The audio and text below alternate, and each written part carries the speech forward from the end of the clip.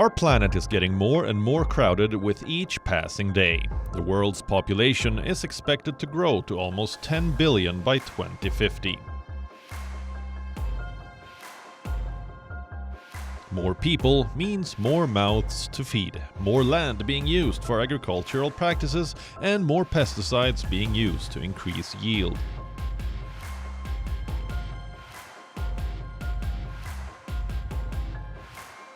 The extensive use of pesticides is polluting groundwater sources, disrupting natural ecosystems, and causing long-term damage to human health. If that wasn't bad enough, clearing of forested land for food production is reducing the biodiversity of the natural world, along with climate change and soil erosion. The United Nations Sustainable Development Goal number 2 states, "End hunger, achieve food security, and improve nutrition and promote sustainable agriculture." This is a collective responsibility that all governments need to work towards to ensure no one goes hungry. We are facing a huge challenge of an increase on an nourishment of 118 million people. We have 3 billion people that don't have access to healthy diets. We have significant increase in stunting and overweight and obesity. If we don't change the way we are operating in the agri-food systems, we won't be able to achieve the SDGs and the goals of the 2030. Did you know that half of the world's habitable land is used for agriculture? Modern agriculture, food production, and distribution are major contributors to greenhouse gases. Agriculture is directly responsible for 14% of total greenhouse gas emissions, emitting more greenhouse gases than all vehicles combined. Farming is the thirstiest user of our fresh water supplies and a major polluter. Modern agriculture and food production has many complex challenges. In the developing world, an alarming number of people are starving and continue to face food insecurities.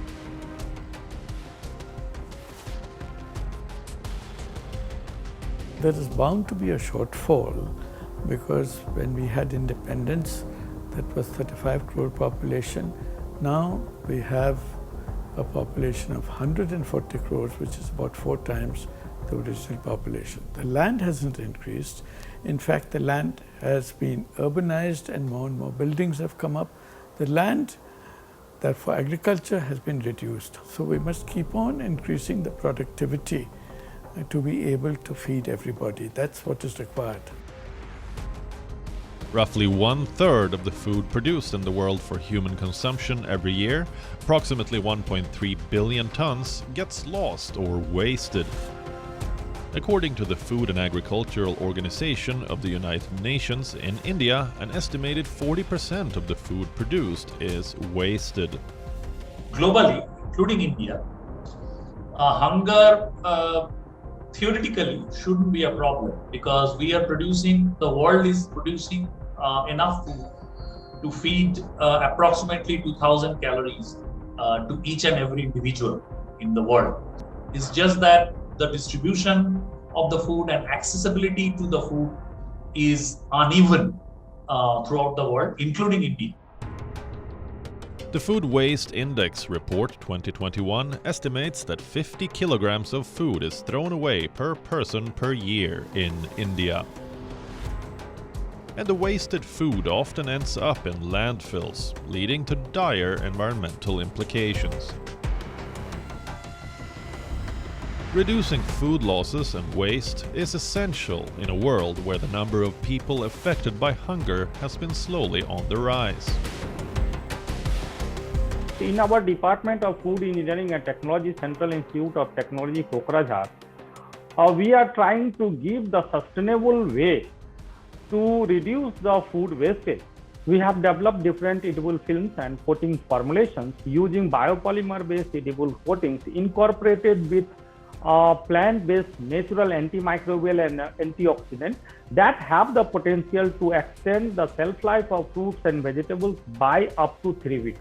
When we look at the real reasons behind hunger, always conflict, climate extremes, and economic downturns and slowdowns are the major reasons behind the increase in the hunger and the nourishment that we are facing today. Not only that, we also see that all these drivers are exacerbated because of COVID-19.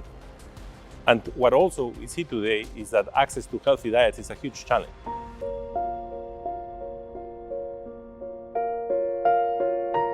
In conflict-ridden Ethiopia, millions of people require humanitarian food assistance. 83% of Tigrayans are food insecure, and almost 40% suffer an extreme lack of food.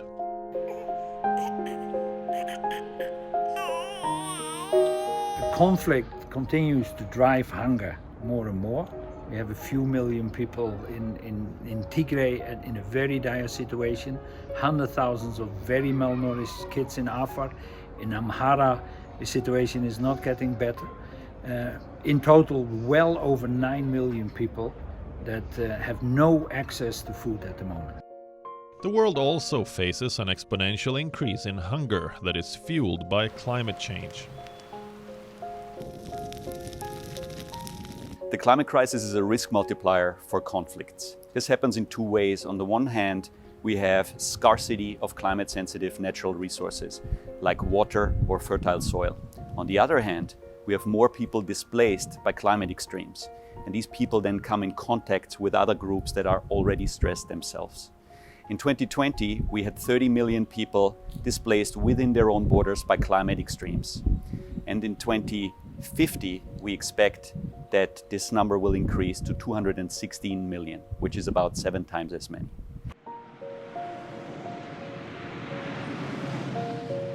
India's population is growing unsustainably and is estimated to reach 1.5 billion by 2030. How does the country plan to feed its growing numbers?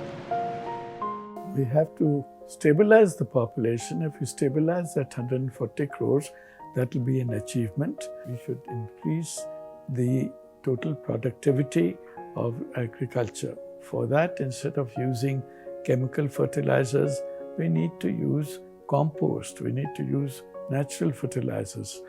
The third thing we can do to increase the yields is to bring in new technologies, and these are green technologies. One of them is hydroponics. Hydroponics will increase the yields further by another 5 to 10%. India was ranked 102 out of 116 countries in the Global Hunger Index released in 2019. It was one among the 31 nations where hunger has been classified as serious. Let's look at the National Family Health Survey released by the Union Health Ministry. 35.5% of children under 5 years are stunted as compared to 38.8% reported in NFHS4. Although there is a marginal improvement in 2 key indicators of undernutrition among children under 5 years, stunting and wasting, a lot more needs to be done. The report also flagged a concerning trend. Anemia is increasing across age groups, particularly among children and women.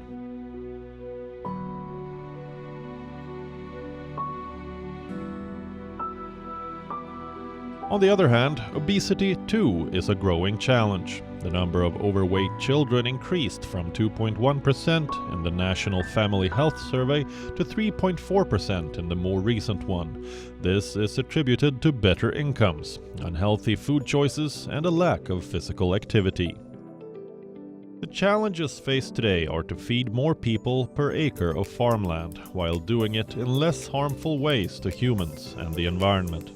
Adoption of sustainable and smart ways of producing food is the need of the hour.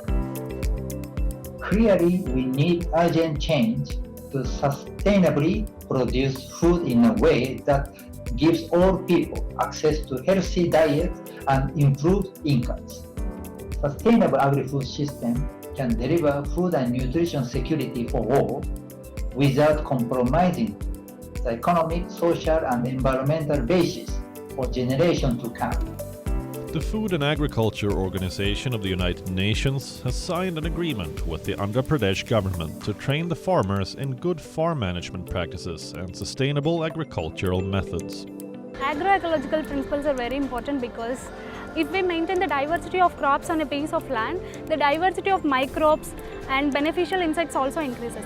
Hence, no need of putting fertilizers and manures and other pesticides and chemicals and all from outside. So we can recycle the nutrients that is from the field to animals or livestock, and from the livestock we can give directly to this field. So we are here to explain about agroecological principles, the diversity, the recycling procedure, and the economic principles like year-round income. Rural, small-scale farmers help produce at least a third of the global food supply, and in certain places in Africa and Asia, it can be as much as 80% of the food supply, while the workers themselves sometimes go hungry. If we ignore the challenges and the needs of our rural people in the world's poorest countries, our attempt to create more equitable and sustainable food systems are doomed to fail. Let's be frank. If you really want to fix food systems, you got to listen to the people who work in them.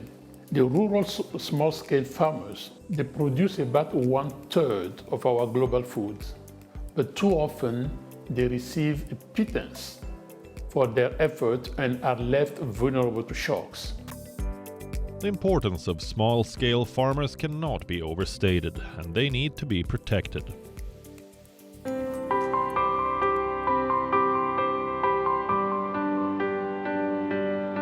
The world is looking for faster-growing, higher-yielding produce, and this is why hydroponics is so exciting. Meet Delhi-based Alternative Green Energy Solutions, or AGES. The company specializes in hydroponic farming, which is a promising new trend in which plants are grown in a controlled environment. There is a stressed environment as far as the availability of water is concerned. The water levels are going down. There had to be something innovative in terms of providing a solution. So that is where our founder and our chairman, Mr. Pradeep Burman, he could visualize what is going to be the need of the future. That is where AGES was established, and the objective was to provide a sustainable solution, farming solution, to provide a better livestock management through the hydroponics technology. Talking about the conventional model, a production of 1 kg of tomato, you need 700 liters of water. But the same production in a hydroponics technology can be taken up in just 70 liters of water. At the same time, if we look at the land usage, for growing 125 kgs of fodder, we would possibly need 2000 square feet of area. But in a hydroponics, the same task can be done in a 400 to 500 square feet area. When we choose a conventional farming, a crop on an average would take 20 to 25 days to be harvested. But through a hydroponics technology, the same crop can be harvested in just 8 days cycle. So imagine the kind of saving that we are able to do as far as the land utilization is concerned, the reduction of the water consumption, and also on the manpower efficiency as well. At this polo club, a hydroponic facility has been installed to produce food of the highest possible quality for the club's many horses. Technical process involves 3 steps. First step is soaking of seed in water. In second step, we keep the seed for pre-germination in moistened bags. And in the last step, we evenly place seed on the trays without overlapping of the seeds. And the tray's dimension is 3 feet by 1 feet. And after that, we keep the seeds in our chambers for 8 days, and then it's ready to feed animals on the 9th day. A lot of positive sides that has been observed over the years after feeding of this fodder in terms of the stamina of the horses when they are put into the races or the polo races or the polo games for that matter. In terms of the shine of the color coat, in terms of the digestibility, and also in terms of the reproductive efficiency. So there has been a lot of improvement that has been registered from a scientific angle. Let's look at all the advantages of hydroponic farming. It saves space, it saves water, the produce grows more quickly, and it is more resistant to pests, thereby reducing the need to use dangerous pesticides. To move towards a more sustainable future, smart farming practices must be adopted. In Rameswaram, a municipality in the Ramanathapuram district of the Indian state of Tamil Nadu, these women have found a novel way of earning a living by farming seaweed grown on rafts.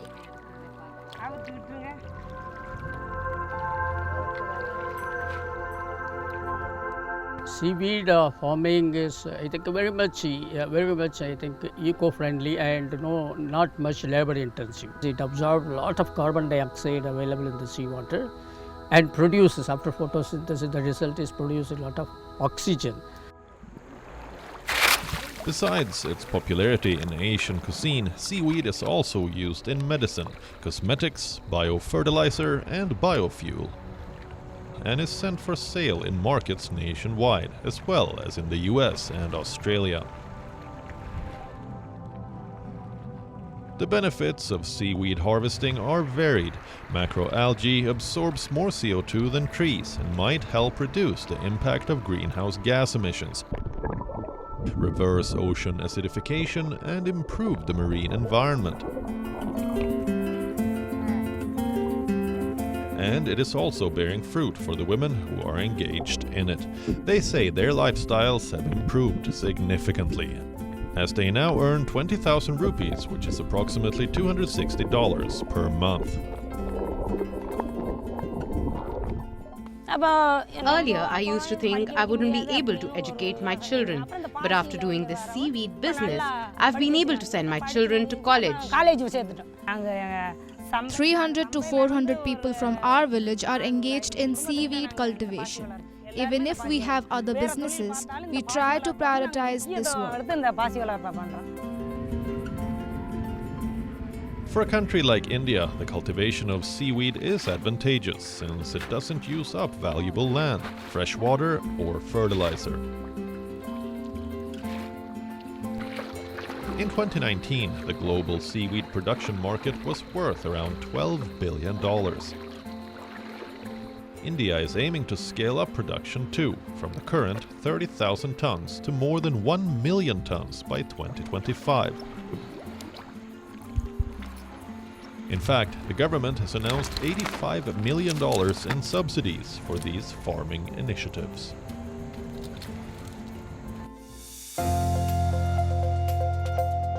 To feed an ever-growing population in an uncertain world, we might need to consider insects as a source of food. The 2018-19 cyclone season brought heavy rains to the Arabian Peninsula, giving rise to unprecedented breeding of desert locusts in 2020. Massive swarms of these locusts spread across countries, wreaking havoc on crops all the way from Africa to India. As the locusts spread from country to country, they devastated countless farms and caused widespread food insecurity along the way. A swarm of 40 million locusts can eat as much food as 35,000 people.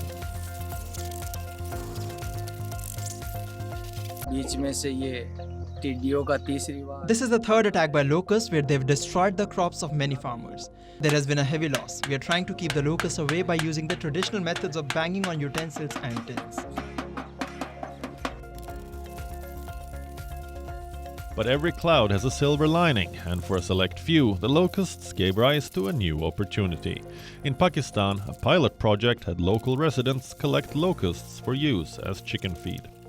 The surprisingly nutritious insect was collected in the country's Okara district, where farmers had not used pesticides that would make the locusts unsuitable for consumption. After teaching the local residents how to catch the locusts, they were paid 12 cents per kilogram of locusts and worked late into the night to collect bags of insects.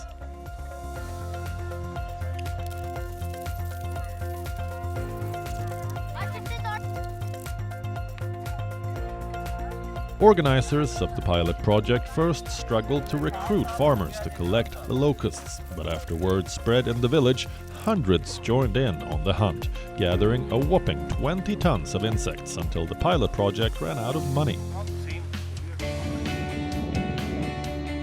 The protein-rich locust is not only eaten by chickens. In Kuwait, the large insect is considered a delicacy and can be served dried, baked, or perhaps with a side of onions.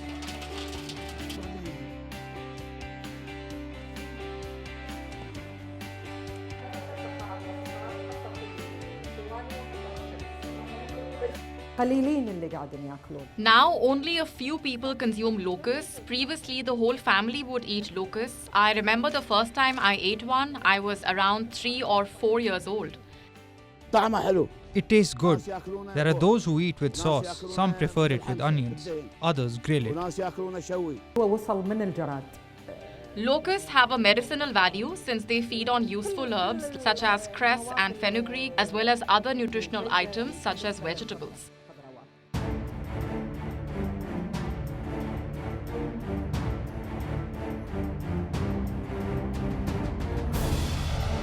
Whenever humans have needed to produce more food, they have simply cut down forests to make more farms. This is no longer viable. Countries must adopt ways of achieving high yields while also dramatically reducing the environmental impacts of conventional farming. Stabilizing the world's population and a rethinking of governance and food systems is crucial for meeting both current and future challenges.